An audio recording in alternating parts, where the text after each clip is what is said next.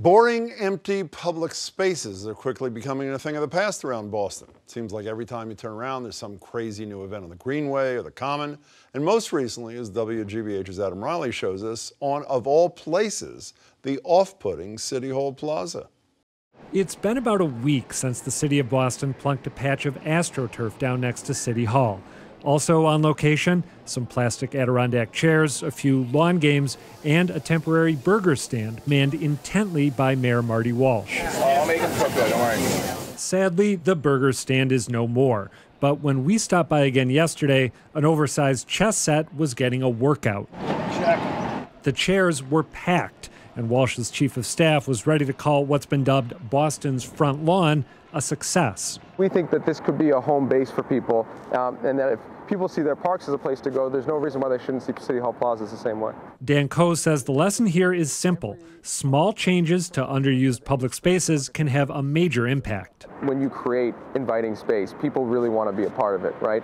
You know, if we had put out 40 Adirondack chairs and no one had sat down, it would have sent a pretty strong message that people just don't want to be around City Hall Plaza. It sent a message that people want to do it. And it's not just about the chairs and the games. Under Walsh, the plaza's become a place to watch major sporting events like the Men's and Women's World Cups. And it's hosted not one, but two Donna Summer-themed roller disco parties. When he ran for mayor, Walsh said he wanted to tear down City Hall and rebuild it somewhere else. But now he talks about the building and the plaza like they're local treasures. It shouldn't be just people coming to City Hall just to simply do business. They should be able to enjoy the outside. It's their building. This is the people's building. Maybe Walsh is trying to keep up with the competition. The Greenway is blossoming, literally and figuratively. And South Boston's Lawn on D, run by the Massachusetts Convention Center Authority, has become a destination. City Hall Plaza isn't there just yet, but Coe says there are bigger changes in store. Can you take the green space there, make a football field out of it, have a game? Can you do the same with soccer? In the different crevices of the City Hall, do we put up pop-up restaurants? One final caveat. Boston plans to outsource control of City Hall Plaza to a private company. Coe says that can be done at no cost, with the operator taking a cut of new revenues. Is there any downside to taking a public space like this and handing over management of it to a private company? I think always the fear is that you lose control. And I think what we would need to do if we were to bring in an operator is they would be our partner, and that we would have, you know, right of last refusal. There's still a long way to go, but Walsh has already done something pretty remarkable. He's changed City Hall Plaza from a place to avoid to a place you might actually want to visit. Adam Riley, WGBH News. As the spaces themselves are evolving, so are the events going on in them. And joining me now for more on that are Brian O'Donovan, host of WGBH Radio's at Celtic Sojourn, also the artistic director of the Boston Summer Arts Weekend. Great to see you, Brian, as always. Mary Ellen Burns is Chief Strategy Officer at Reagan Communications. She's organized, hosted, and attended some of the biggest events around town. And Jonathan Alsop, who is founder of the Boston Wine School, is purveyor of all things food and wine. Good to see all three of you. I looked up two surveys this morning. We ranked Boston in the bottom half of the 80 best American cities for summer things by Wallet Hub, but we're in the top 10 hottest according to the American Public Transportation Association. So you're here to disabuse the Wallet Hub people. Let me start with you. In your bailiwick, in the music world, what's really exciting coming up, Brian? Well, I think the amount of free events that are on in the Love city. free. Absolutely amazing. Free is, there's no excuse for not getting off that couch. And this weekend we've got Boston Summer Arts right in the beautiful place of Copley Square. Emmylou Harris and Aaron Neville and Handel and Haydn, a very diverse set of offerings.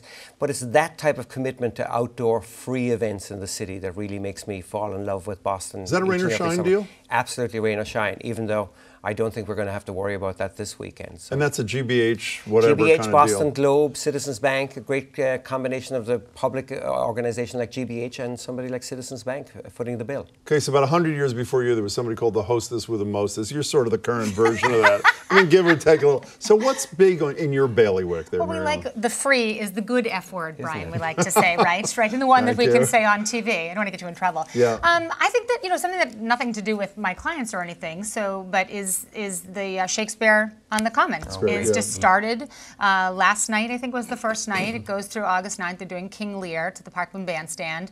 That's a great thing. They do it Tuesday through Sunday at 8 o'clock. Sunday night they do it at 7. They've got a matinee on Saturday afternoon. So what's more fun than that? Well, you know what else can I add to your list? How about that Soa Sunday thing? I mean, that is fabulous. It's great. Also free. It's free. It's great. It's on Sundays. They start at 10 Harrison in the Ave. morning. They go to like 6 at night, and then they've got also on the Greenway. You've got they've got the stuff out there on Saturdays on the Greenway, and then you've got all the free stuff out there. The fountains. They've got concerts on Thursday, kind of up Dewey Square area in that park up there. They sell beer and that. They've got lawn chairs out. So there's some fun stuff finally going on the Greenway. So free events, free music. We're looking for free wine and food from Free you. wine. You got it? Yes. Perfect symmetry. Next week, really exciting grand opening of Boston City Market. I am hugely excited which about is on this. Hanover Yes. Street by Haymarket. Great local producers, Taza Chocolate, Jasper Hill Cheese, and a great Massachusetts wine section where they're going to be doing Massachusetts wine tastings and selling Massachusetts Every single wine. thing, from what I understand, that's being sold there is manufactured, Yes. grown, Yes. raised, Yes. whatever Yes. in Yes. Massachusetts. Yeah, Is that 35 different producers, hundreds of people applied. So it really is the best of Massachusetts, farm to table, farm to glass, all of that sort of thing. Now you can add. I'm going to ask you to add something to your list in a second. You've lived elsewhere. I think that's fairly obvious, Brian.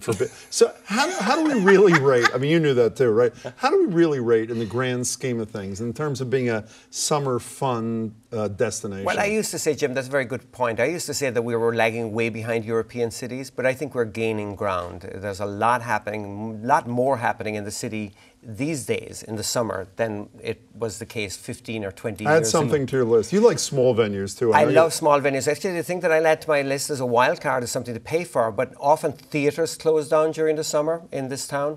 Hershey Felder as Irving Berlin at the Arts of Emerson is probably at the Cutler Majestic Theatre one of the best theatre experiences I've had in years. In a beautiful theater. A gorgeous theatre, but his performance, 2 hours non-stop, singing, playing the piano and telling the story of Irving Berlin is absolutely a sight to behold. So he said, Best Brian ever. said we've really come up in the world in the last 15 years. You've been doing this for a while. Is that really true? I know you have to say it, but is that really true? I mean, are we really entering the top pantheon Absolutely. of great summer fun places? Not just Absolutely. historic, but and fun. I live in the city, so I mean, I've seen the difference of who you see walking around. We were just talking about this before.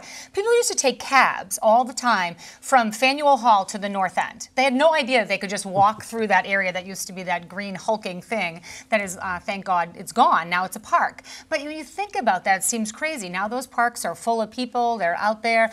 The feasts are coming up in the North End. They start at the end of July. They go all through August. The last one is St. Anthony's. I think the first one, maybe St. Agrippina, is the last weekend in July. Very impressive. And so, but I think I have them all. I think it's Agrippina, She's got her saints down. Madonna de la Hagiography. Casa, and then Fisherman's Feast, and Stop then bragging St. there, Anthony. Ellen. So Okay, fine. it's my hood. I've Okay, lived there for like fine. 17 years. Okay. Trust me. So I tell the Italians in my neighborhood, the Irish had it first. I've just come back to claim it for them. So you're the drink guy. Let me test an idea that I've not only run by the police commissioner in Boston, but the mayor. I'm not getting very far. Okay.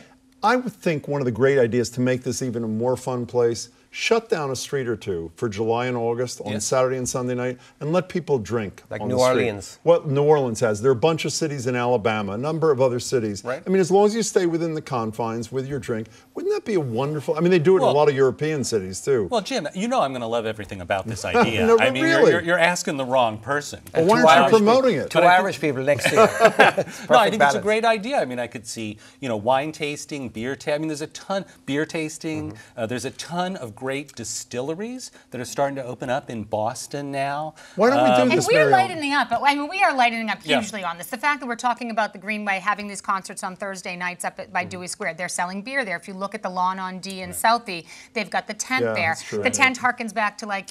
years ago at Right. Marina Bay. There used to be a place called The Tent that was actually a tent, and that's what everybody used to go. They used to go and drink and. Well, we've moved in that direction, Jim. If you think of Boston a few years ago, they were preventing restaurants from having outside seating where you could get a beer. Right. That was a big part of the Puritan legacy. I think that's really diminished dramatically in this city, and I think it's contributed in no small way to the quality of life in this city. You, We all lightened three up. of you, have humiliated Wallet Hub. I want to tell you right now. Yes! Brian O'Donovan, it's great to see you. Mary Ellen Burns, you too, and Jonathan, Thank you, as Jim. always. Great to see all three of you.